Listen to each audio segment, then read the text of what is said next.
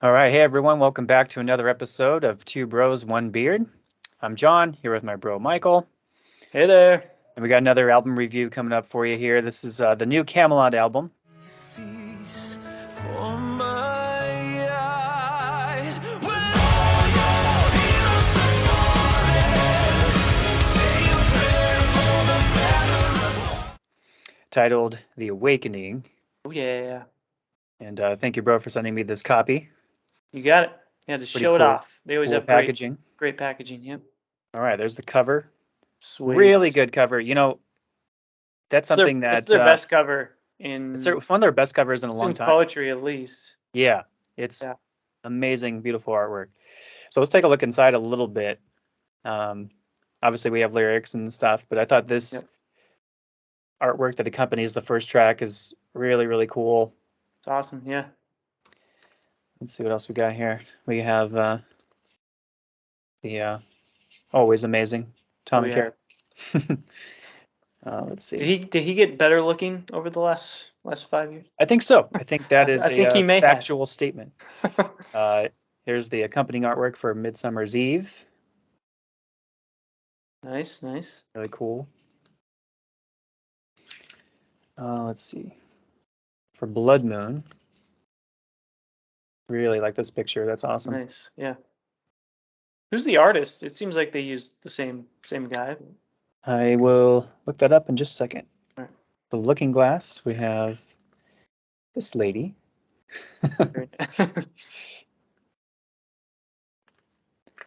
What else? Obviously some more band shots and stuff, but Do you have a full band shot in there? Don't think maybe on the inside of the case. Let me pull that up in just a second, but that's Did you show off that outer cover? It's pretty sweet. Yeah, I'll do that in just a second. Okay. But yeah, that's definitely the highlights. They always have the best packaging. There is a full band shot on the back. Okay. Oh, there you go. Cool. It's really cool. And this particular, I don't know if this is how all the CD versions are, but it comes in really cool outer sleeve. Yeah. Yeah. Signature. You notice that you got the German version for whatever reason through Amazon. Yeah. You know, we assume that they all have that outer sleeve, but that is really cool. Yeah, I don't know if it does or not, but really like that. And yeah, really killer artwork. So as far as artwork credits, cover art and booklet by Giannis Nakos. Never heard of him. Remedy Art Design. Okay. But really cool. So, I mean, That's awesome. Haven't been wowed by a Kamelot cover since poetry, like you mentioned, and I think this one is definitely up there. Yep. Amazing cover, and we have a lineup consisting of new drummer Alex Landenberg. I do not believe Alex was on the last record. Is that correct, bro? That's correct. I feel like I didn't get to know the last drummer, and he's gone. He was already gone too soon. But this guy is amazing. So we have that going for it. Yep. Oliver Palatine keyboard, Sean Tibbetts, longtime bass player. Yep. And what, fourth record with Tommy Karevic? Is the fourth record with Tommy? Yes. And good old Thomas Youngblood. This is his band after all. Yep. But yeah, lots of exciting guests and some new faces. So some folks they haven't worked with before. I think notably Melissa Bonney, vocalist for Ad Infinitum. Yep. And Tina Guo on cello. I guess a pretty renowned cellist out there in definitely in the classical world. And you know what I wonder? Is she part of that group that opened for them that one time? I should have looked this up before we start recording, but I think maybe. They have like an all cellist group where they dress up in like these lavish costumes and they play light up cellos and stuff. Maybe she is, but she makes like really cool videos where I think she plays, top mainstream songs on the cello, and it's really over the top like production stuff. But gotcha. We also have notably Sasha Pyeth, working with them again, and I never knew he was. Was he always a co-songwriter? I know he was always their producer, but He seems to have a lot of writing know. credits. Yeah. I think for a long time he has been, but yeah, it does say that kind of the whole album's credited to Karavig, Youngblood, Pelotai, and Pius. So who wrote what and where, we don't know. He Yeah, just no idea. Gave, overall credits to that whole group there. But yeah, so we have 13 tracks here. You know, it's really cool to have kind of an overture and then sort of a outro. Outro, yeah. Really gave me the impression that this was a concept record. I can't confirm or deny that. I really have no clue. I don't think it is, but I don't think it is, but you know, unlike what we got with Silverthorn, excuse me, there was a very clear story. You had to buy the deluxe package to get that story, but it was very obvious. It was telling one story. It was hard to match up the story with the actual written words. You know, but it was in there. It was, and then of course Epica and the Black Halo. You know, very clearly, you know, one whole story. But this not the same thing, but it does sort of flow thematically as kind of one, you know, big idea. So I definitely appreciated that. Yeah. And Jacob Hansen mixing and mastering.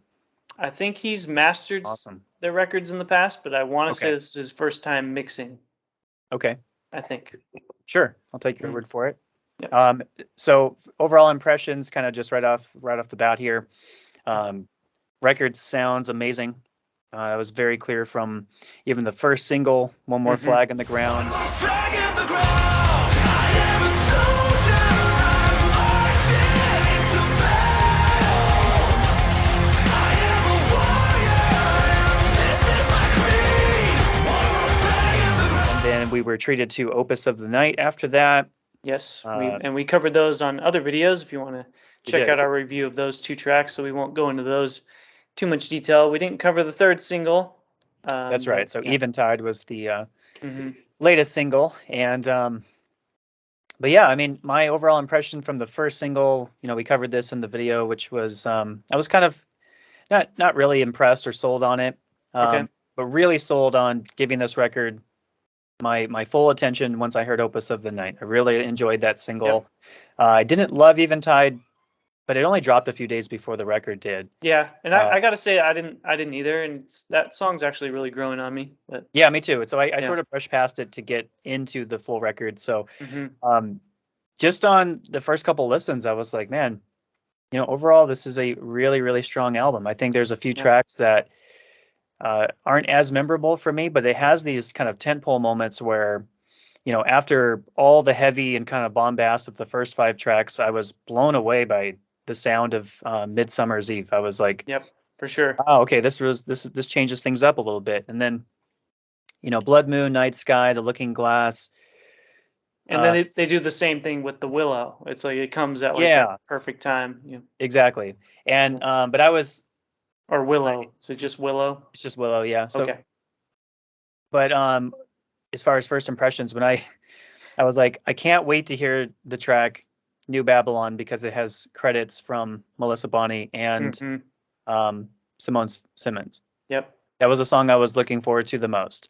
And I was kind of well, let's just say this. It was not the song I was expecting. I was like, just immediately, just a huge, I was just kind of taken aback by just how like powerful it was. I was like, dang, it comes in like full speed ahead with the fire vocals and just it's like such a huge production.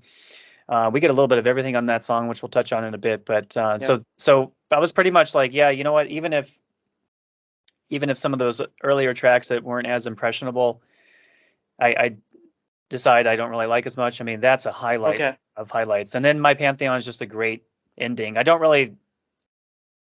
wasn't blown away by the outro Ephemera, but as far as I think I deleted it off my my library just because I feel like I didn't need it's unnecessary. I didn't need it. I'm ready to just start the record over again. Yeah, but My Pantheon is a great closer. So that was kind of my you know, first impressions, if you will. So what about for you, bro? Okay, for me, I mean, we talk about Jacob Hansen a lot. He's one of my favorite engineers, but I don't think it's one of their best sounding mixed records. I think the music sounds killer. I think Tommy's voice is a little too buried for me. And initially, I didn't think that was the case. When I heard Opus of the Night, I thought it sounded really good. But the more I listened to it, the more I appreciate the way their last 3 albums were mixed. Especially Haven's my least favorite of the Tommy era, but I think it's the best mix record where his vocals are really pronounced. Hmm. To me, Kamelot is still all about the vocals. Obviously, their songwriting's great, but obviously, I think we've talked about before. We're not huge fans of Thomas's guitar tone in general, even though I like his songwriting. So to me, it's got to be driven by the vocals. And even in their music videos, you see how it's so centered around Tommy. He's the star. I want his voice to be obnoxiously in the forefront, and I just don't think it was. That's just me nitpicking because it's not a terrible mix. It's still Jacob Hansen after all. And then I will say, I think this is the heaviest sounding record of the Tommy era, which I wasn't really expecting. Yes. Silverthorn is heavy in that the subject matter makes it feel heavier than I think it is. But this record was genuinely heavy to where it was almost like the most reminiscent of the Roy Khan era, at least the later era. It was the closest thing to Poetry for the Poisoned. Poetry for the Poison. It was like the closest to that, to where I was like, man, this is like really heavy. And my other initial thoughts were that the lyrics were really, really strong. Yes. Yes. Like I've said before, I compare the Tommy era and the Roy era almost like to David Lee Roth versus Sammy Hagar. I was starting to see this iteration of the band as like its own thing, as its different band. And when One More Flag in the Ground came out, I was like, yeah, I mean, this is very different. This is not a Roy Khan song at all. This was definitely a Tommy Karavik song, and it was poppier and it was more mainstream sounding. And I was like, I'm okay with that. I'm seeing them as a different band. Then I listened to this whole record and I'm like, dang it, this sounds the most like the Roy Khan era. Yeah. And I was like, I'm okay with that too. So yeah, and I think Tommy has elevated himself as a lyricist for sure. Yes. I don't know if he's maybe just not trying to mimic the lyrics so much, or trying to write something that Roy would write, and just writing what feels natural to him. But he wrote some stuff that was deep. I mean, it's a very serious record. There's some thought-provoking lyrics. I'll get to those later. But yeah, I was blown away to where I was actually like taking lyrics and I actually want to go over them on the review, where I thought I would just kind of gloss over the lyrics, not really dwell on it too much. And then, I mean, I love Oliver's playing. There wasn't too many keyboard solos. I feel like he just played to enhance the song more. Yeah, but there was more than I remember, and that was what was so cool, I thought. Yeah, well, I felt like he was really driving the songs. Yeah. But it wasn't so much like needless shredding or anything. Like I said, he just enhances the songs. Yeah, definitely. And I thought this is some of the best Thomas. I mean, if he's the one writing the main melodies, some of his best writing in a long time. And I'll get to the songs I really like. But yeah, I know we talked. You touched on his guitar tone. This is my favorite guitar tone from Thomas, and okay. Oh wow. For sure. And I think it was just to me that's maybe the Jacob Hansen element, and just maybe to just give a contrary opinion to something else you just shared. I thought this was a fantastic mix overall. To me, it's okay. There's Tommy is, in my opinion, right out in the forefront. It's very crisp and clean, and then there's times where he goes really low, kind of like Roy low, and that gets a little buried, sure, but it's I think partly because there's so much going on. So they do have this kind of wall of sound thing happening, which is very common, especially with Jacob Hansen projects, but not obnoxiously. Like, to me, one thing that bugs me about Jacob Hansen nowadays is there's this thing on choruses where things just kind of like exploded in volume, and it's just like chorus time. I thought here everything just sort of, the verses blended really well into a chorus. It was very seamless, and it wasn't as huge of a contrast.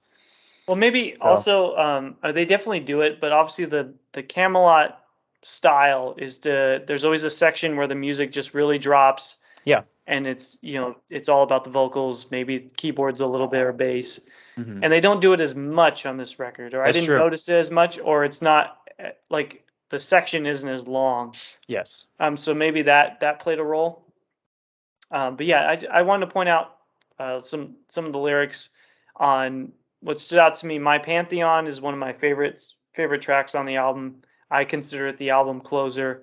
Yeah. The chorus, when all your heroes have fallen, say a prayer for the valor of one, and when all that glitters has faded away, stand brave, my Pantheon. I mean, that is a great chorus. Yeah, and it that you also could really comb through, and it sounds it good hit too. home for me. Yep. Yeah, just melodically, it's just such a good melody It flows with so that. well. Yeah. Yeah, it flows really well. It's powerful. It's memorable. Yep. I mean, yes, it's all the things that you want from this band. And I thought that it's all the things I thought they were capable of when Tommy joined the group. So I guess for me, this is kind of the record I've been waiting for. Okay, cool. You know, I was gonna. You mentioned lyrics.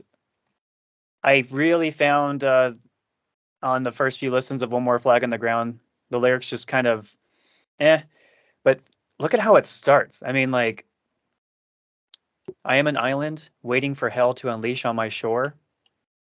That's awesome. Like, I know that's like such a great that's line. great pandemonium. You know, it's like, well, just like think about the imagery of that. Just in like 2 sentences, that's brilliant writing right there. I Yep. just love that. And then the rhyming scheme keeps up with "Sharp as my weapon, I am preparing for war." War and short. Come on, it's great. Yep. That's just. I love that. Yep. He nailed it. Lyrics these are his best lyrics for sure. Yeah, and I noticed that when I was really kind of tuning into Opus of the Night first couple times and reading those lyrics, I was like, oh, okay. And I don't know if Tommy does all the lyrics, but I think he does. Does he? Well, I will say that I think, regardless of who the actual lyric writer is, to me, easily the strongest lyrics in quite a while from this band. Absolutely. Yep. Yeah, so I'll point out another highlight is the Great Divide. I mean, I was talking about, how great the melodies are on this. I don't remember them doing too many songs like this in recent albums where it's like, it reminds me of Epica, to where they open the song with like a big guitar melody where it's not just like riffs. Yeah. And this song really reminded me of like a classic era Kamelot song with a big, modern production.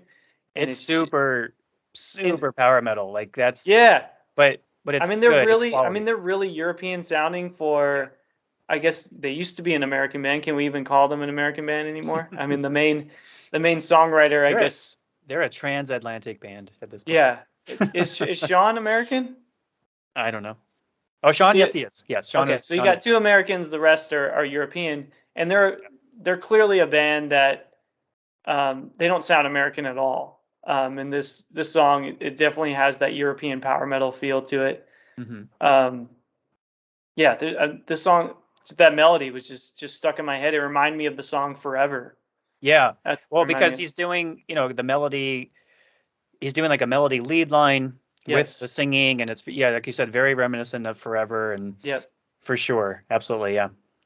Yep. And then we talked about Midsummer's Eve. I think if I had to rank the Tommy era ballads, it's up there. It's up there. Maybe Song for Jolie I like a little more, but I can't think of anything else. I think it's killer. I mean, I feel like I was entering Game of Thrones. I think there's the guest violinist, Florian Janowski. Sure. Yeah, sure. But yeah, just an amazing ballad. Great cello parts too. Yeah, absolutely. And then the keyboards reminded me, or the main keyboard melody reminded me of Anthem, which is probably my all-time favorite Kamelot song, to be honest.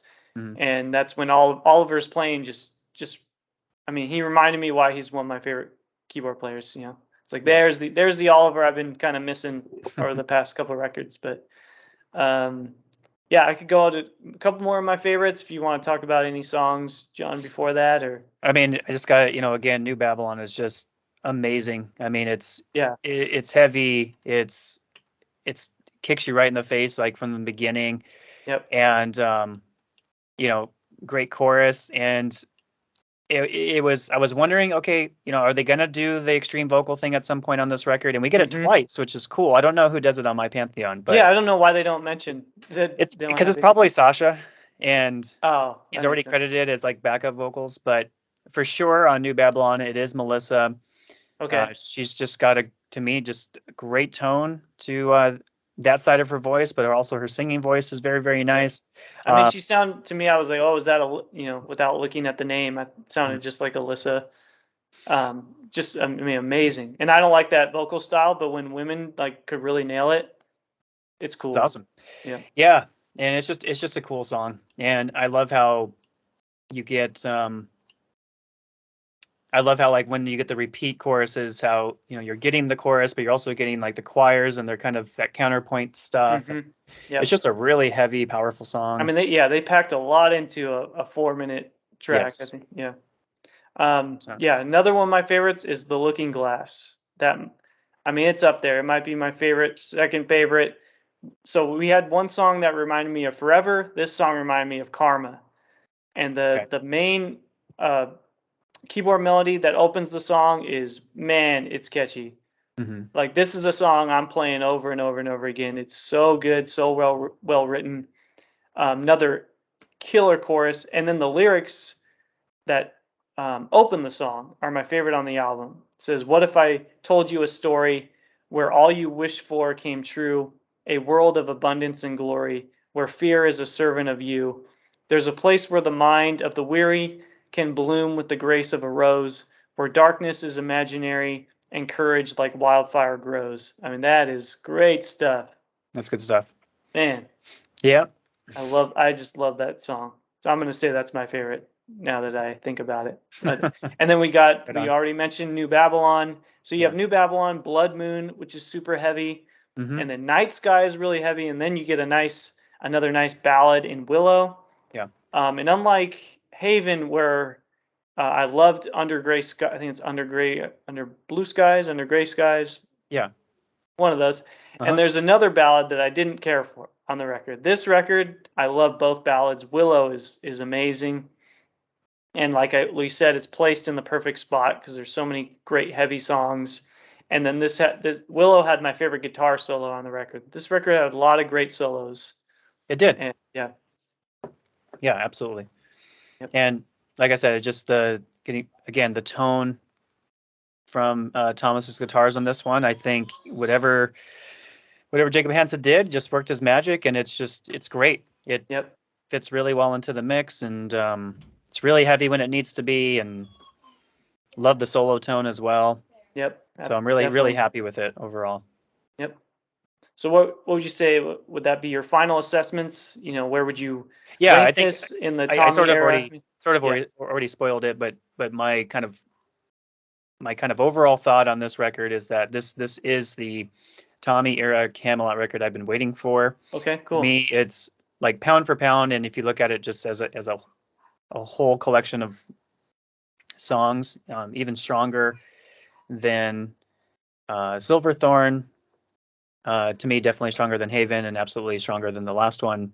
Okay. So this is, and I mean, as much as I love Epica and Karma, like I don't listen to those records very often, so I'd have to put this as like my fourth favorite Kamelot album. Okay, cool. Like to me, the still the Black Halo, Ghost Opera, and Poetry are still kind of untouchable.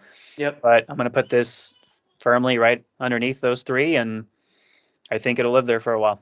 Yeah, that's high praise, because I mean coming from you, you're not as big of a fan of this new iteration as we've discussed, so that's high praise. I can't say that I like it more than Silverthorn for sure, because that was the first new record that I heard from them when I became a fan. But it's definitely my second favorite in the Tommy era. So I would rank it as my fifth favorite, I guess, overall Kamelot record. I think they've shown just some huge growth, just song composition wise. Like we said, the lyrics are the strongest they've been since Tommy joined the band. I mean, if I had to nitpick, I feel like maybe we needed a song kind of in the 6-7 minute range. Maybe make New Babylon a longer song, like they did with there was a song on Haven. I can't remember the title that has Alyssa on it. Is it Wasteland? Wait, Wasteland or Liar Liar? One of those songs that they turned into a music video. Yeah, I think it was Liar Liar. That was a little more epic. I think maybe that could have been used. But overall, really, really strong record. This is their longest gap between albums, I think at 5 years. So Yeah. I think the album's been done for quite a while. But anyway, yeah. So I wouldn't say I'm like it super exceeded expectations, but on some levels it did. And yeah, I would just say it's an extremely strong record and one of the best of their career. Absolutely.